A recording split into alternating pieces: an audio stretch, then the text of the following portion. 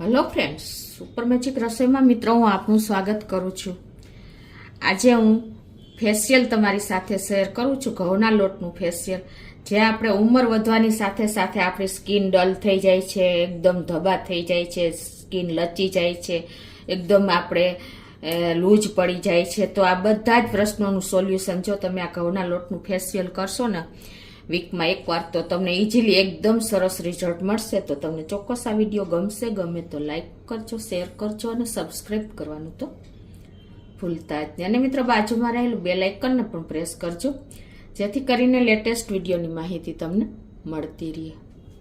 તો હવે મિત્રો આપણે જે બહાર પાર્લરમાં ફેશિયલ કરાવીએ છીએ ને ત્યારે રિઝલ્ટ તો મળે છે, પણ 2-3 દિવસ પૂરતું જ હોય છે, પછી તરત જ તમારી સ્કિન ડલ લાગવા માંડે છે। પણ જો આ ઘરગથ્થુ ફેશિયલ મેં તમારી સાથે ઘણા બધા શેર કર્યા છે, જે બધા જ ઇન્ગ્રેડિયન્ટ ઘરમાં હોય ને એવા મેં તમારી સાથે શેર કર્યા છે, તો તમે ઇઝીલી આ ઘઉંના લોટનું ફેસ પેક બનાવી શકો છો। તો એના માટે અત્યારે હું આ ઘઉંનો આપણે રોટલીનો લોટ હોય લીધો છે 1 ચમચી। તમારે જેટલી ક્વોન્ટિટી બનાવવું હોય એ પ્રમાણે બનાવવાનું છે। તો આ એક આપણે ઘઉંના લોટ ઝીણો 1 ચમચી લીધો છે। આ લોટ આપણે સ્કિન ઉપરથી જે વ્હાઇટ હેડ્સ, બ્લેક હેડ્સ અને જે લૂઝ પડી ગઈ છે, સ્કિનમાં કડતલી આવી ગઈ છે, અંદરથી એકદમ કાળો મેલ કાઢશે અને ક્લીન કરશે। અને આપણે આ ઘઉંના લોટમાં નેચરલી જ આપણે સ્ક્રબિંગનું કામ કરે છે।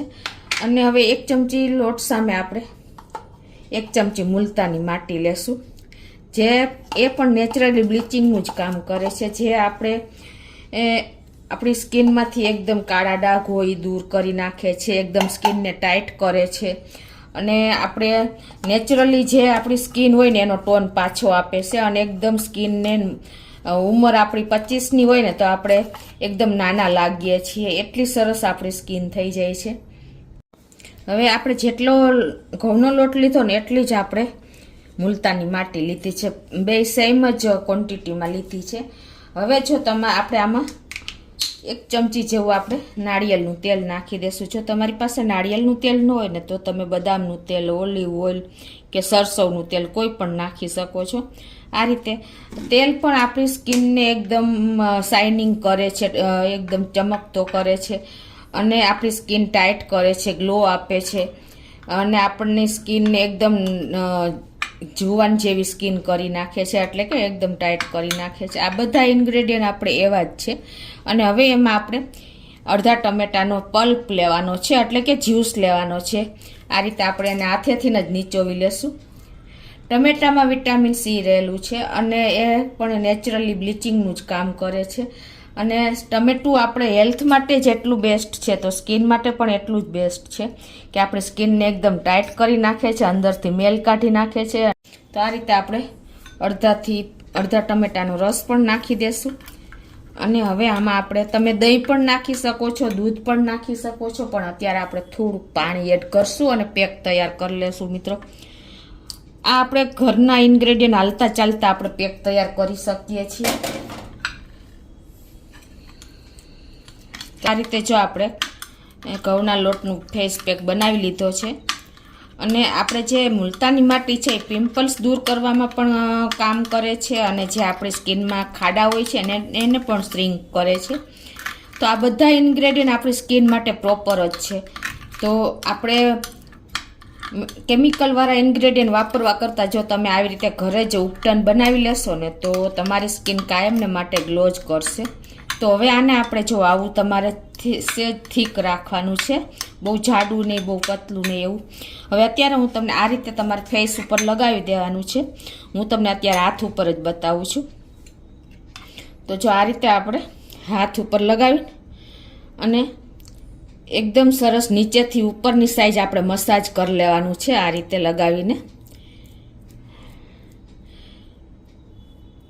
તમારે કમસે કમ 10 મિનિટ આ રીતે તમે આ ફેસ પેકને સ્ક્રબ કરશો ને ફેસ ઉપર, એટલે એકદમ સરસ તમારી સ્કિનમાં ઉતરી જશે, અને અંદરથી તમારે સ્કિનને ક્લીન કરશે, એટલે દાગ, ધબ્બા, કડતલી, કાંઈ પણ કાળાપણ બધું જ જતું રહેશે। પિમ્પલ્સ છે, બધા જ ઇન્ગ્રેડિયન્ટ આપણે એ લીધા છે, એટલે તમને ઇફેક્ટ પણ એટલું જ કરશે। આ રીતે તમારે કમસે કમ આંખ નીચે, નાક ઉપર, ફોરહેડ ઉપર, ગાલ ઉપર, નીચેથી ઉપરની સાઈડ, એ રીતે તમારે ચીન ઉપર બધે જ તમારે આ રીતે સ્ક્રબિંગ કરી લેવાનું છે.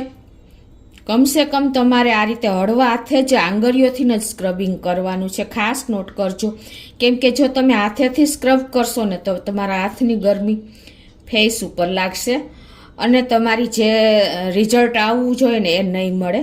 ઉલટાના પિમ્પલ્સ વધી જશે. તો તમે આમ નાની નાની બાબત પણ ધ્યાન રાખજો. અત્યારે હું તમને હાથ ઉપર બતાવું છું એટલે તમને ખ્યાલ નહીં આવે, પણ તમને કમસે કમ નીચેથી ઉપરની સાઈડ જ તમારે આ રીતે સ્ક્રબ કરવાનું છે. અને આને તમારે સ્ક્રબ કરી અને 15 મિનિટ સુકાવા દેવાનું છે. વધારે નથી સુકાવા દેવાનું, થોડુંક ભીનું હશે તો પણ ચાલશે.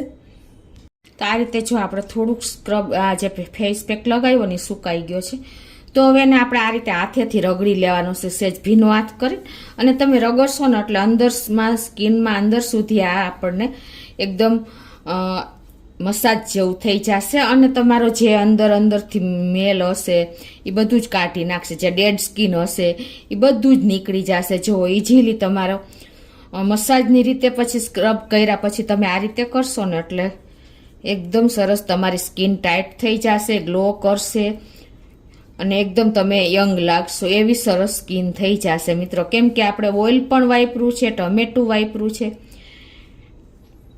તો આ રીતે જો હવે એને તમારે ભીના કપડાથી લૂછી લેવાનું છે.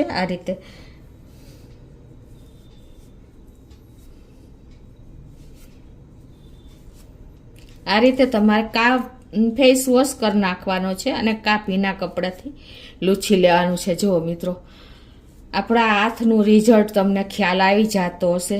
આ હાથ જુઓ અને આ હાથ જુઓ, તમને ખ્યાલ આવે છે મિત્રો?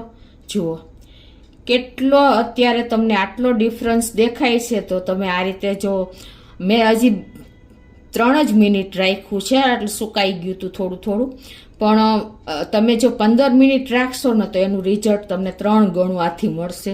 તમને નજર સામે હું બતાવું છું કેટલો ડિફરન્સ બંને હાથમાં લાગે છે. હવે આપણે ફેસ પેક લગાવ્યું હોય ને એટલે આપણી સ્કિન એકદમ ડ્રાય થઈ જાય છે. તો એકદમ આપણી સ્કિન જો ટાઈટ થઈ ગઈ હોય છે, એટલે કે ડ્રાય પણ થઈ ગઈ હોય છે. તો તમારે શું કરવાનું, કાંઈ પણ મોઇશ્ચર જે તમે લગાવતા હો ને એ લગાવી દેવાનું છે આ રીતે ફેસ ઉપર. એટલે શું થશે કે જે તમારી સ્કિન ડ્રાય થઈ ગઈ હશે ને એકદમ સરસ મોઇશ્ચરના હિસાબે સરસ ભીની રહેશે અને તમને વિન્ટર હોય તો પણ કોઈ પ્રોબ્લેમ નહીં આવે. આ રીતે તમારે ફેસ પેક કર્યા પછી તમારા છેલ્લું સ્ટેપ તો આ કમ્પલસરી છે મિત્રો.